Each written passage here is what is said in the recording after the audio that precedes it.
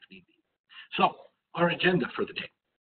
The first point that we will cover is the fear factor, or how pervasive fear affects team performance. Our second point on the agenda is the power of paradigms, how paradigms actually dictate pretty much everything that we do, and how we can actually learn how to shape our paradigms, and not just our own, but also align the paradigms of our team members with the results that we need to achieve as an organization. And the third point is the action plan. So this is where I will introduce some post-webcast work for you to do. Very simple, nothing that will take much of your time, but hopefully things that will help you put into action the learning of the day. And last but not least, we will have a Q&A. The content of this webcast comes in part from an internal survey that we did across the GCC. So thank you to those of you who have answered our call. The result of this survey tell us that in terms of the main issues that organizations are facing in this current time of crisis, the number one is future uncertainty. So we asked ourselves, well, why? What contributes to creating this sense of uncertainty in the future? And of course, the main answer that came to us is fear. People are afraid for their future. They're afraid for their business. They're afraid for themselves personally. They're afraid for their family, for their health, and rightfully so. So that's why we have created this webcast to address this issue. And as you can see, 68.12% of respondents identified that as their number one concern. Also, we have the very good fortune at Franklin Covey to be surrounded with some incredible thought leaders. So much of the content of this webcast comes from The Speed of Trust, authored by Stephen M.R. Covey. There's, of course, a lot of it from his father, the great Dr. Stephen Covey, from The 7 Habits of Highly Effective People. I've borrowed a little bit from my colleague, Sharif Salim, who is our regional practice leader for the 4 disciplines of execution. And much of it comes from this highlighted book on your screen, Predictable Results in Unpredictable Time, co-authored by Stephen R. Covey and our current CEO, Bob Whitman. So, in this last book, we discussed 4 hazards of unpredictable times.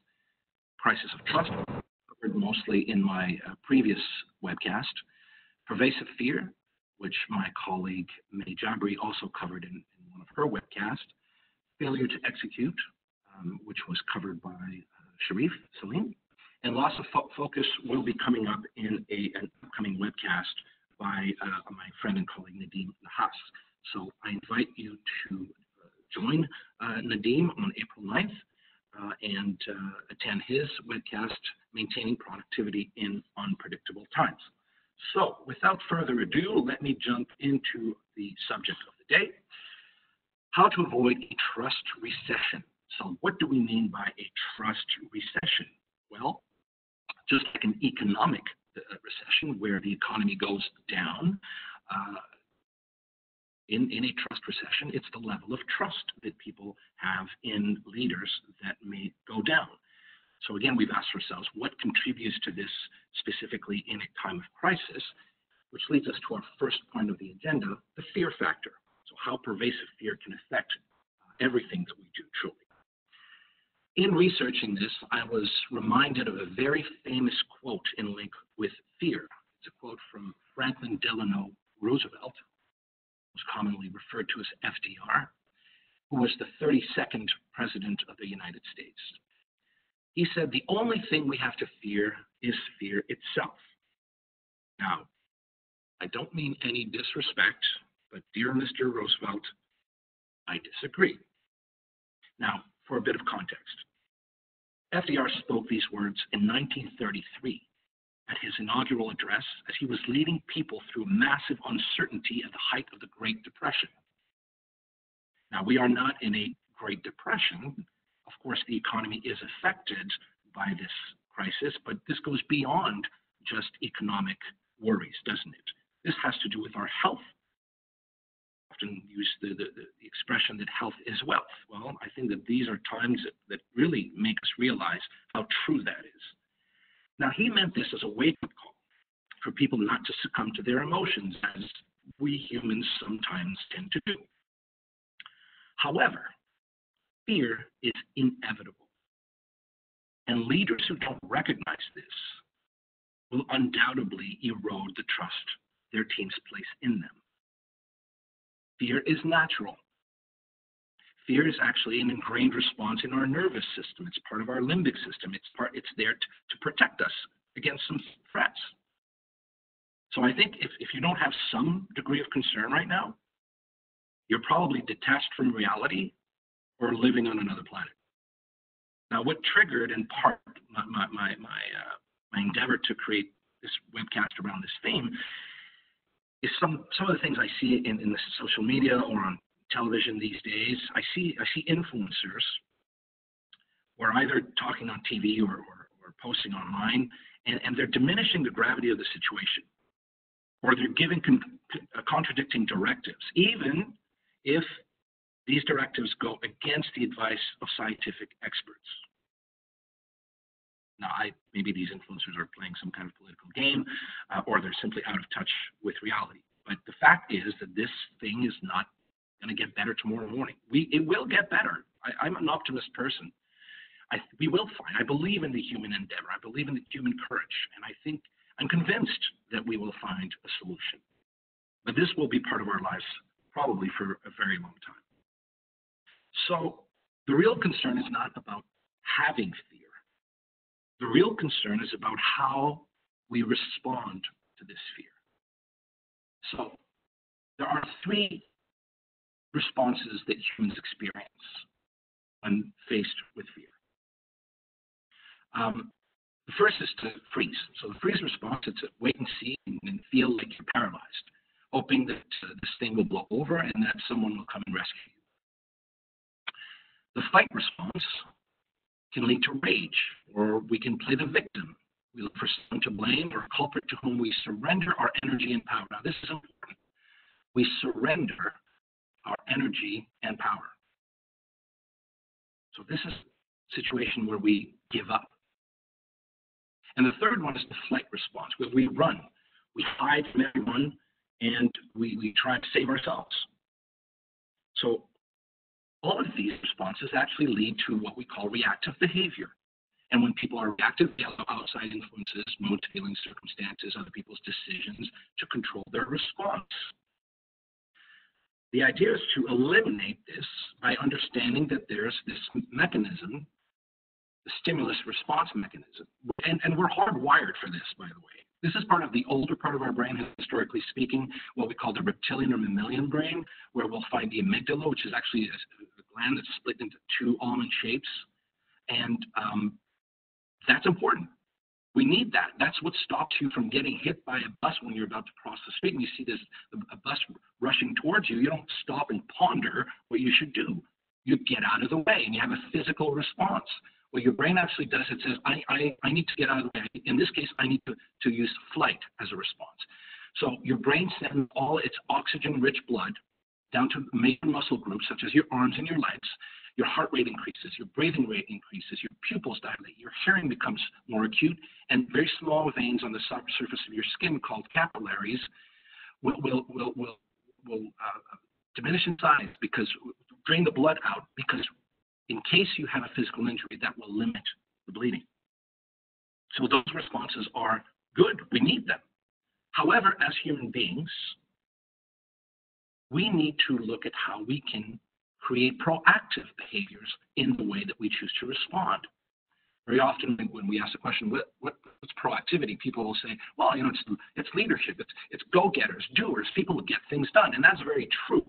But if you think about it, people who get things done, leaders who achieve objectives, have the unique quality of being able to focus on what needs to get done. They choose their actions and their reactions, their responses to their environment based on the results that they want to achieve.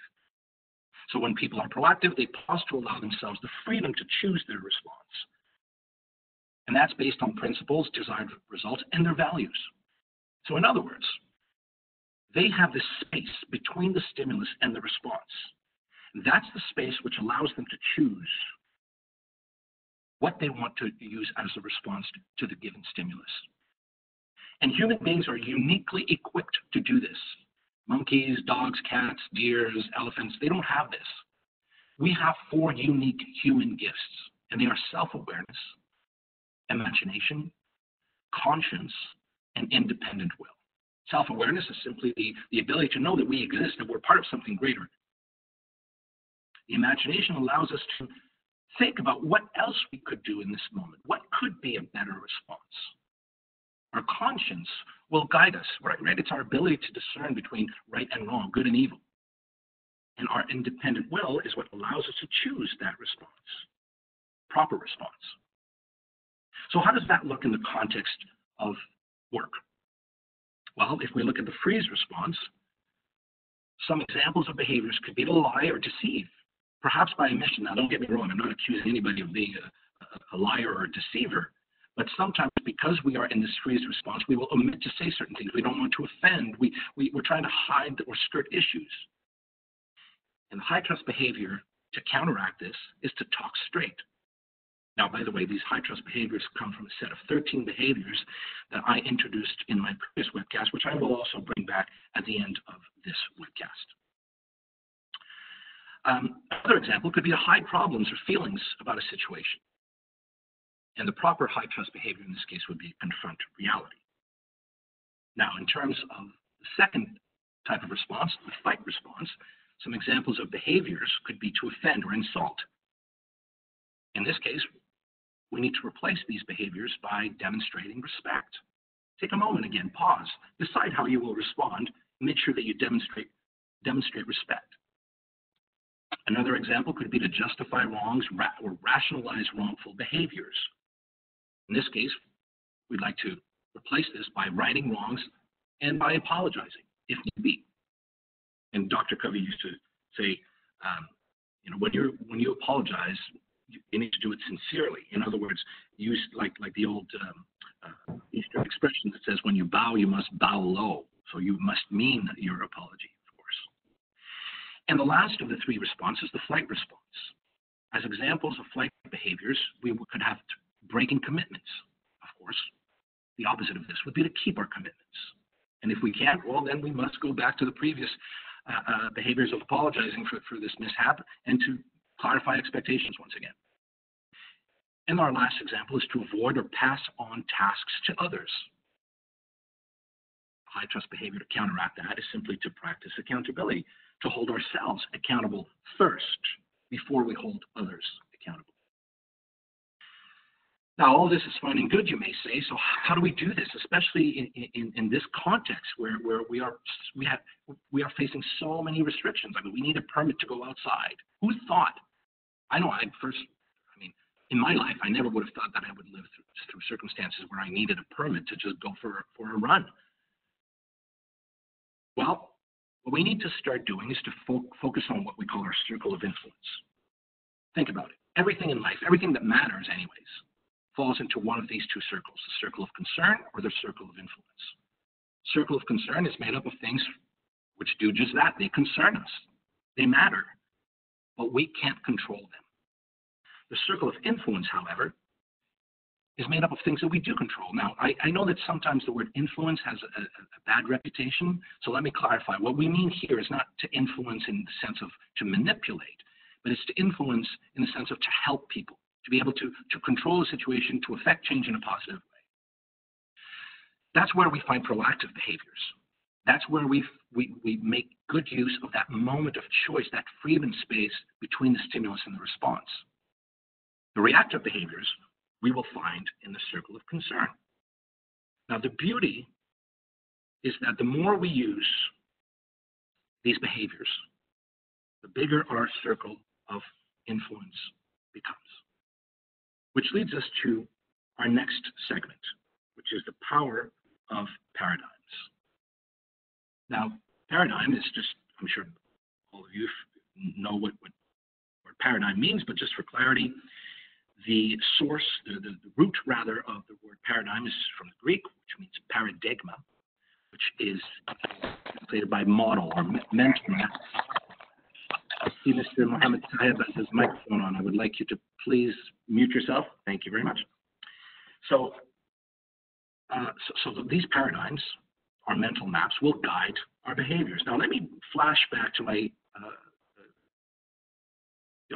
So the power of paradigms. So how we align our team's paradigms to the new reality. That's the first item I'm going to cover in this segment. And the next one is to reiterate principles and values. So I'd like to introduce you now to another model, which comes from the 7 Habits of Highly Effective People. It's what we call the See, Do, Get model.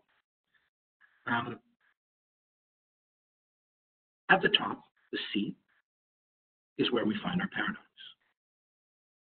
Now, these paradigms, these mental maps, will, of course, affect our behaviors. What we do, we also call them practices.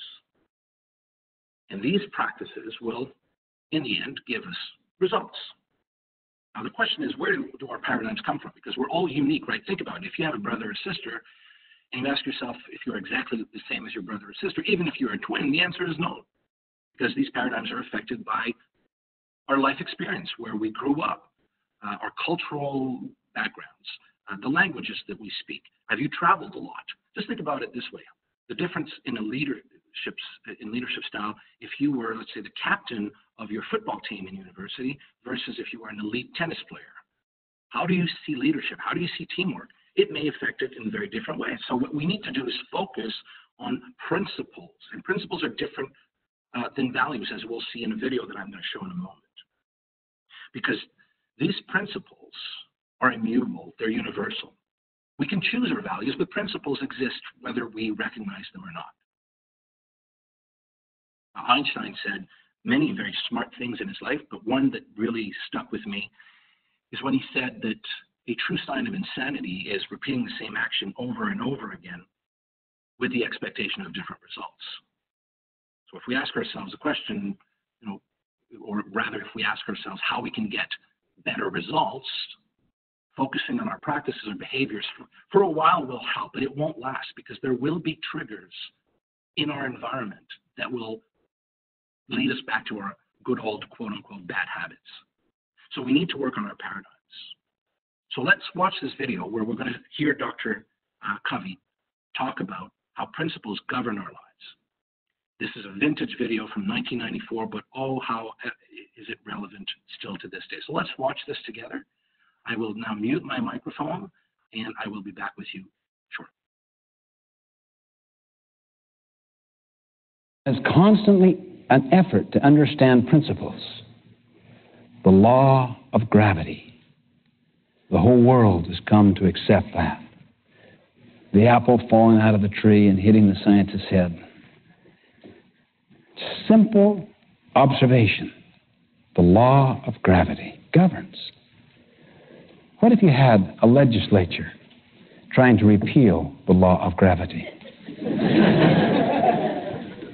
A principle is the actual reality, like the law of gravity, the way things are. How many here, when you were in school, did a lot of cramming? Be honest now. How many got really good at it? How many here have ever worked on the farm? Ever cram on the farm? I don't mean just work hard at the end to bring in the harvest. I mean, forget to plant in the spring, flake off all summer, and then really work hard in the end to bring in the harvest. Our health, physical, mental, spiritual, emotional, is governed by the law of the harvest, by principles. Now let's have a little fun for a second. You look strong and healthy, and I'm sure he'll pass the test. Okay, now what we want are 20 straight back push-ups. You get into the push-up position, please. Okay. All right, we're going to cheer you on. We're going to count for you, too. There's some Army guys back there.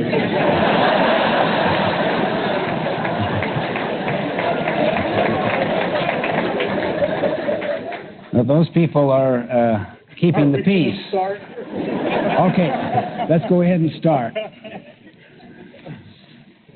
We'll count and cheer you on. How many am I doing? Just 20. Straight back. All the way down. 3,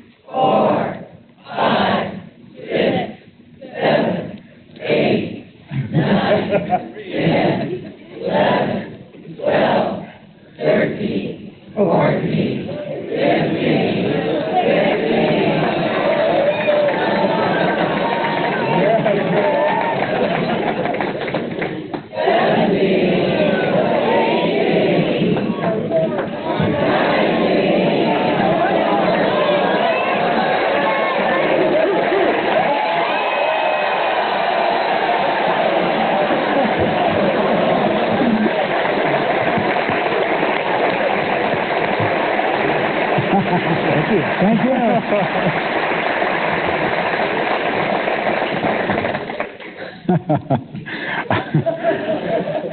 No purpose, just a little fun.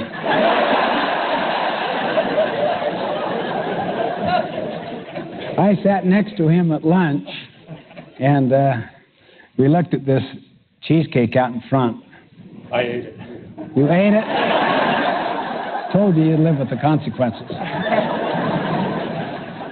Everything that I've been talking about is not easily achievable. It takes continuous effort. You can't fake, for instance, the ability to do 20 push-ups. You can't fake it. You have to pay the price.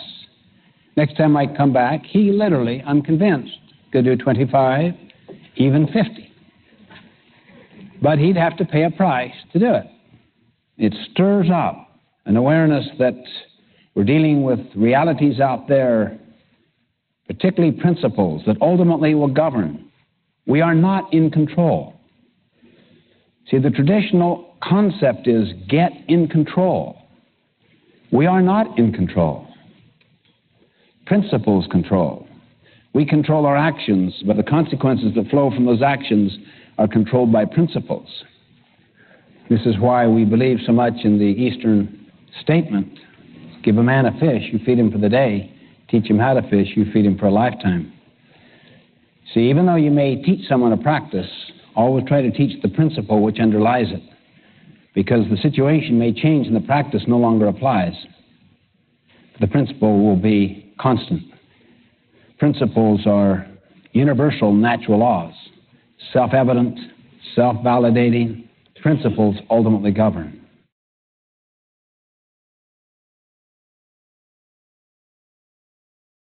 Okay, I am back.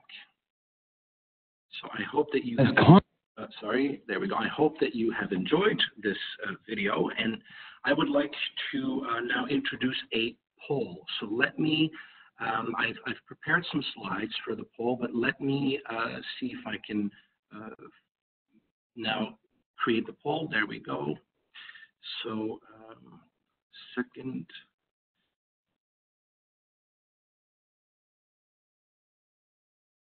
Need to access it. So there we go. So I'm going to ask everybody if you can see this poll. Hopefully this is visible to everybody. The question is, which of these is a true statement? A is competition is always a factor. B, preparation is key to success. And C, hard work always leads to success. So I would like everybody to please choose your answer. If you can, do you see?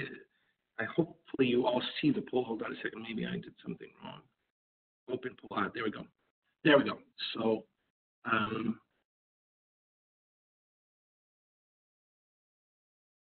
think now, there we go. I see some answers coming in. Perfect. Sorry about that. So we have 3 minutes. So you have 2 minutes and 45 seconds left.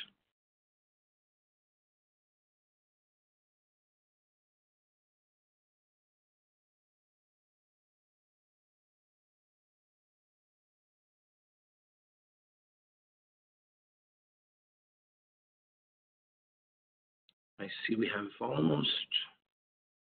45 that have not answered yet, so a little over half have answered. We're going to leave it open for a little bit longer.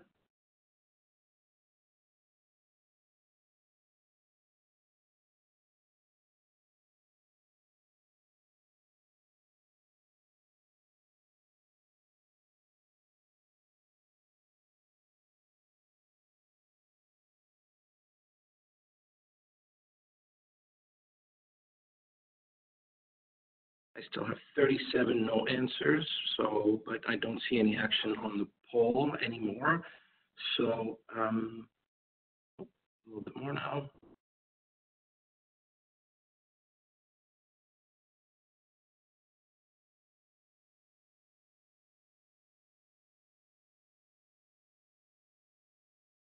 Some of you are still answering, so I'm going to give you the chance to complete this. I'll give you another 20 seconds or so.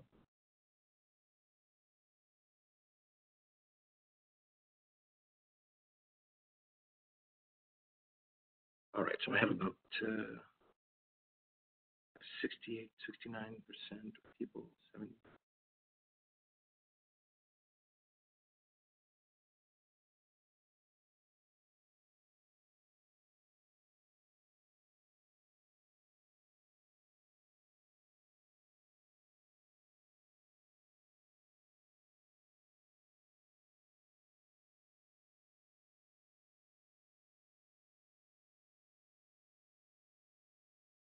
Another 40 seconds for those of you. I still have 31 people who have not yet answered. It's okay if you choose not to answer the question, but I'd like to see as many people as possible.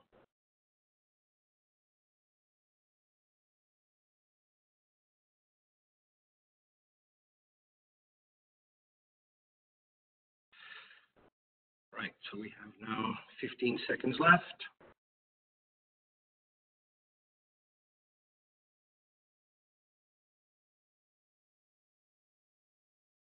So there we go. So this brings us to the end of our time for this poll.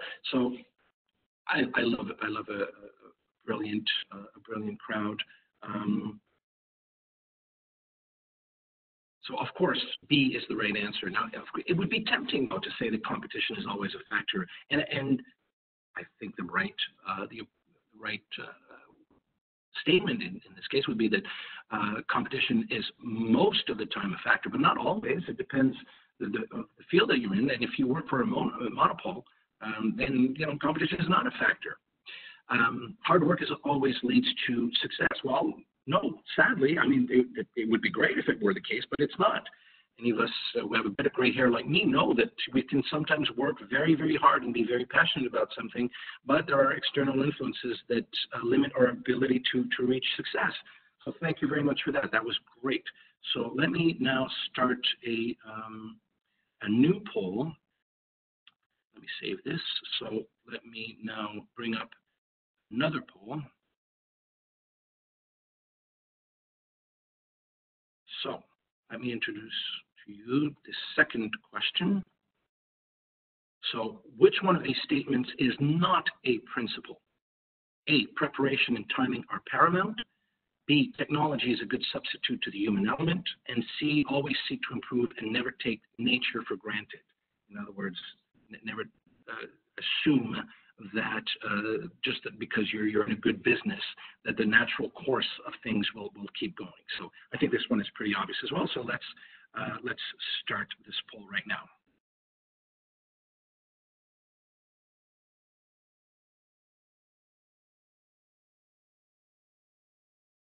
You should see the new poll now.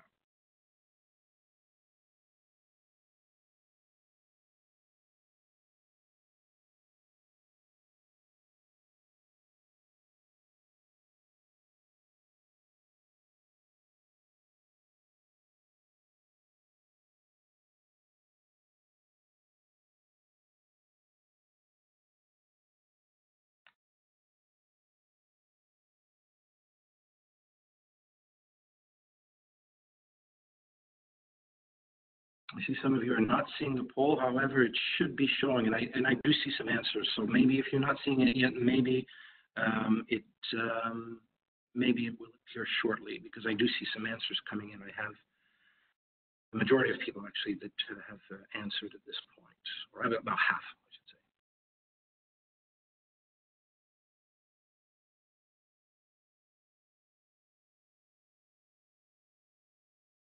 If I can help, the poll is in the messages section. Thank you for that.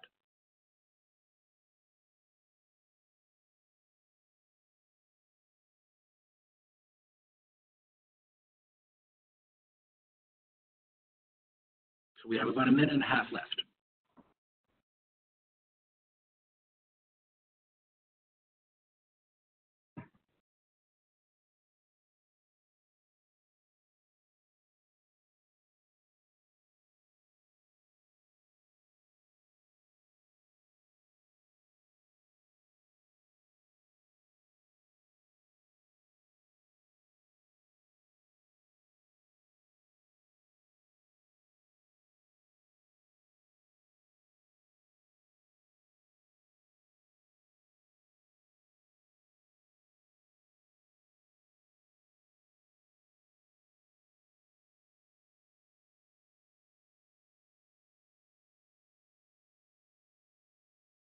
Forty seconds left.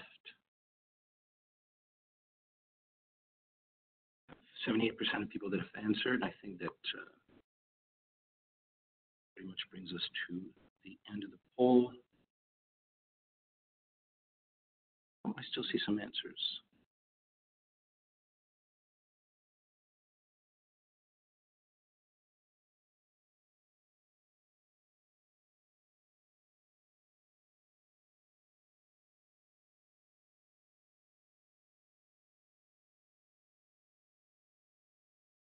All right, so this brings us to the end of this poll. So thank you very much again.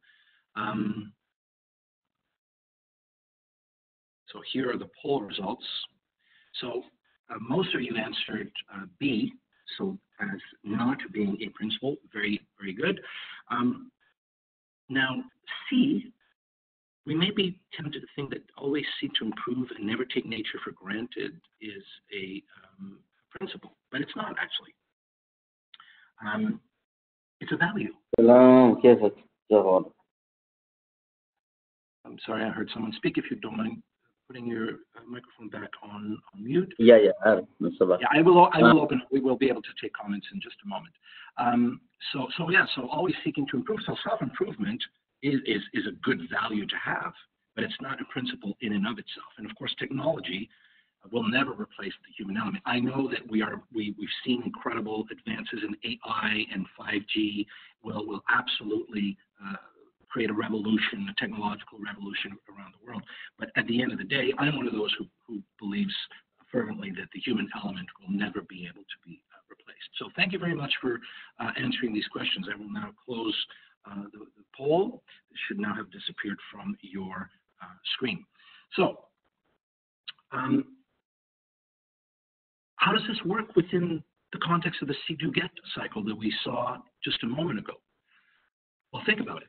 If you as a leader are very clear on helping your team understand what are the principles at work within your industry, your organization, and then you identify 2 to 3 trust-based values, the combination of these values in respect with principles will naturally lead to an alignment of paradigms. In other words, people will start seeing things in the same way, because the reality, folks, is that we don't see the world as it is.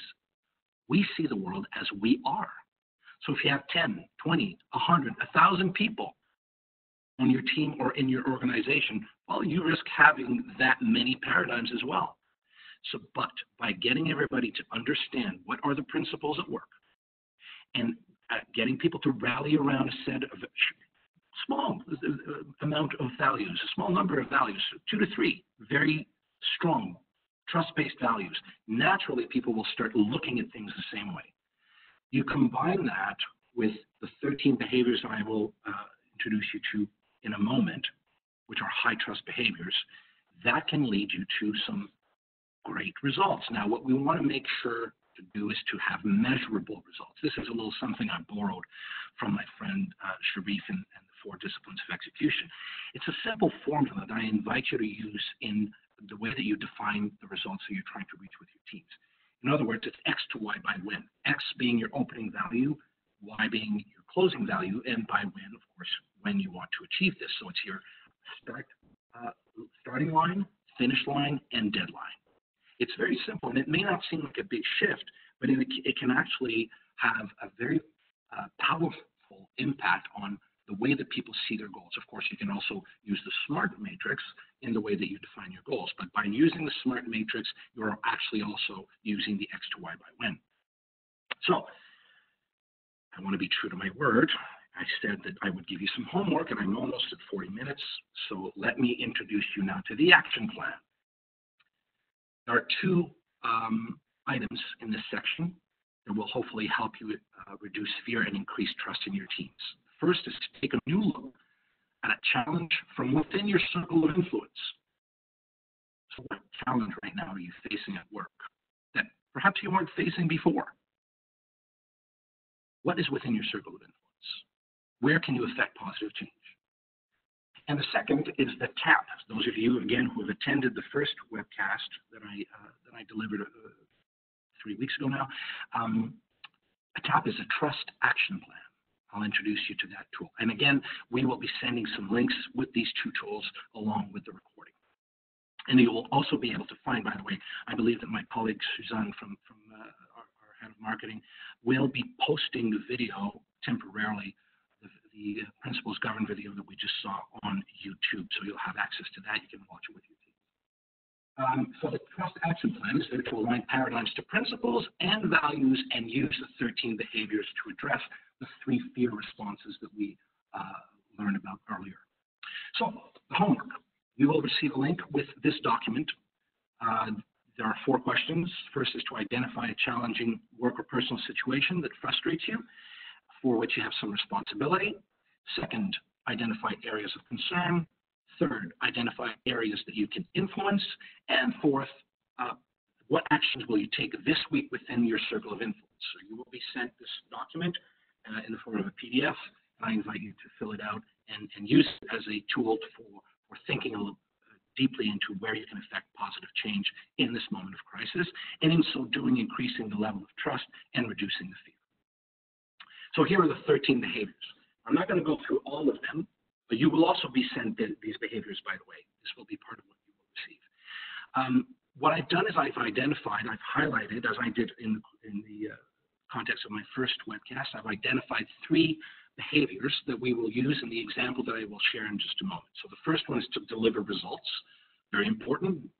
There's no excuse, even in this day and age, for organizations not to deliver results. Now, of course, we may have to revisit how we formulate those results, but nonetheless, our reason, or raison d'être, right, our reason for being as an organization is to provide results.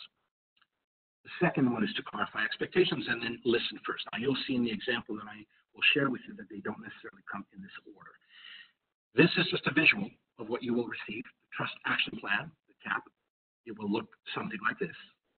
So I created an example of what a trust action plan could look like using these 3 behaviors. Now, you don't have to use these exact 3 behaviors. You can use any of the 13 behaviors. The idea here is just to share an example with you to see how this works, but of course you will be choosing the behaviors that fit your own situation.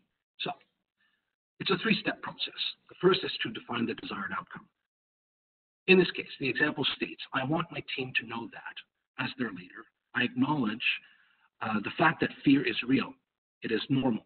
It is not a sign of weakness, and that I'm doing everything in my power to deal with the crisis and its consequences.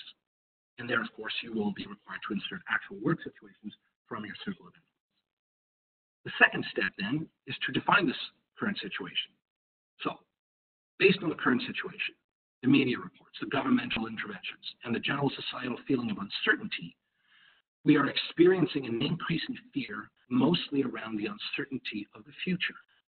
I bring you back to what I shared with you at the beginning of our webcast, where the number 1 answer to the question, what are the main issues your organization is facing in this current corona crisis, was future uncertainty. So it may not be a bad thing to address this issue specifically. Now, the action plan itself combines the 3 behaviors I highlighted a moment ago. First one is to listen, and I want to be clear here. What we're saying is that you need to use empathy. You need to listen empathically. In other words, seek to understand before being understood. You want to listen with the intent to understand, not the intent to respond. So I will seek to truly understand their fears and how it impacts their lives at work and outside of work. The second behavior is to clarify expectations. I will help my team break down the major objectives. I've inserted here WIGS, again, something I borrowed from the 4 disciplines of execution. WIGS stands for wildly important goals. So I will break down these major objectives, these wildly important goals, into small, measurable, and actionable items, updatable weekly, in the form of an X to Y by when. Now, I may be going out on a limb here with the deliver results behavior. What I'm suggesting here is we will track our progress by building a scoreboard as a team building activity. Of course, this needs to be done remotely because the circumstances don't allow us to get together as a team. But I thought it might be something interesting to experience, to experiment with as a leader, to create or to get every member of your team to create a scoreboard that they can put up somewhere in their home. And every week, you update the scoreboard. So everybody, and they can be creative. As if you're lucky to have young children at home, and maybe you have some craft material that you can use, some paper, some crayons. I mean, be creative. You can use cutouts from magazines. Make it fun, and have it maybe make a contest out of it. So have everybody create a scoreboard that they can put up in their home, and every week when you have your meeting, you track these results, and everybody updates these scoreboards. Mohammed Sahab is requesting to annotate the shared content. So, Mohammed, I've never done this. What I suggest, I'll decline your request. I'm very sorry. I'm almost at the end of the presentation. What I'll do, though, is we'll open the mics and I'll give you the chance to speak first, because I want you to share what you have to say. But I've never used the annotate the platform, and I'm not sure I want to venture live for my first time. So sorry about that. Now, just to recap, this activity is a 3-step process. You describe your desired outcome, describe your current situation, identify 2 to 3 actions you will take to improve the situation. That's it. So I want to thank you from the bottom of my heart for the time that you've allowed me today.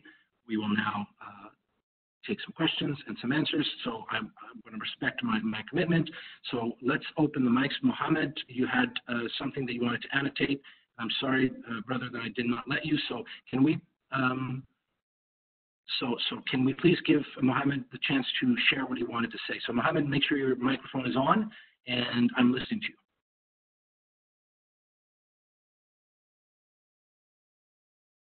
Mohammed, you still there?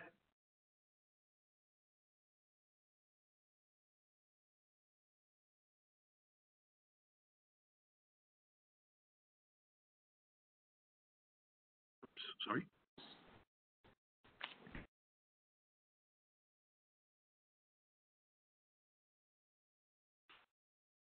So I'm not hearing Mohammed. I'm not sure if it's because your microphone is not on.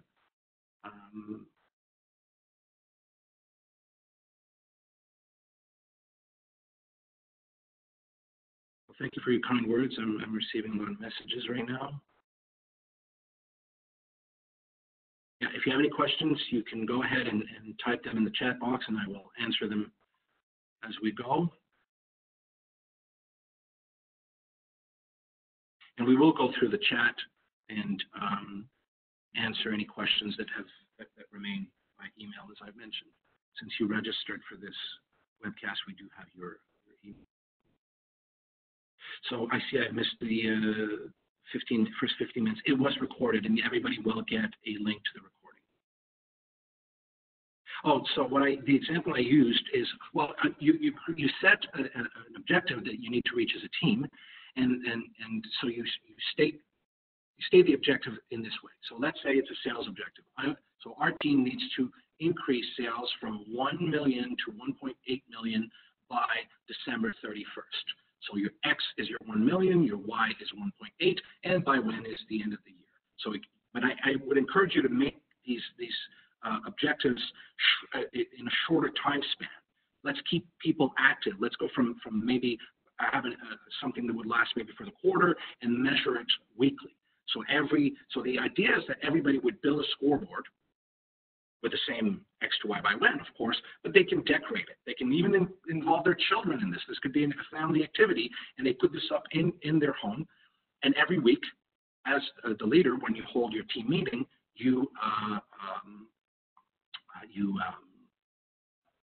everybody updates their scoreboard. So I'm seeing another request for annotation. So since my presentation is over, let me try this out. Let me open this up. So it should be now possible. So thank you very much. You're very welcome, everybody, and thank you so much for your kind words. I really appreciate it.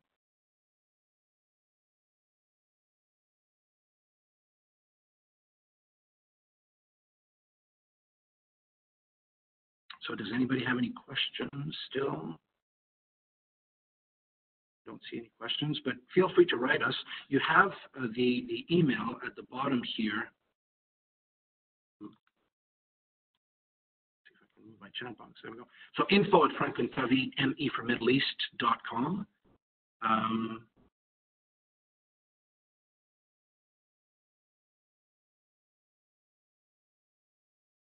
Oh.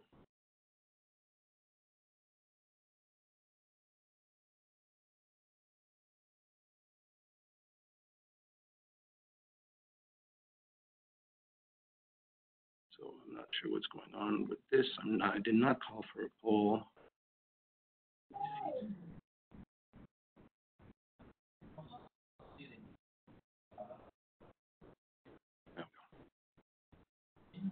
So could we have a takeaway message? Sure.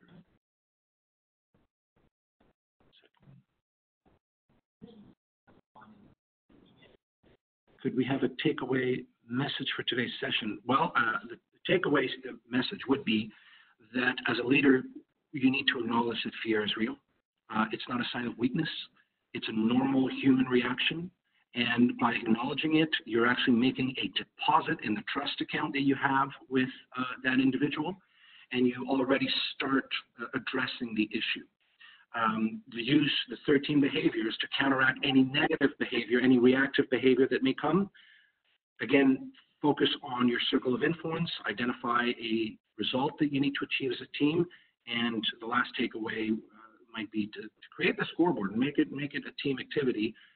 Even though you must do it remotely, this may be interesting to do and a lot of fun. So again, you can reach us at info@franklincovey, ME for Middle East.com. My name is Stéphane Gervais, and it was a pleasure and an honor to be with you today. I'm going to log out now. I'm going to say stay safe, stay healthy, and remember we're all in this together.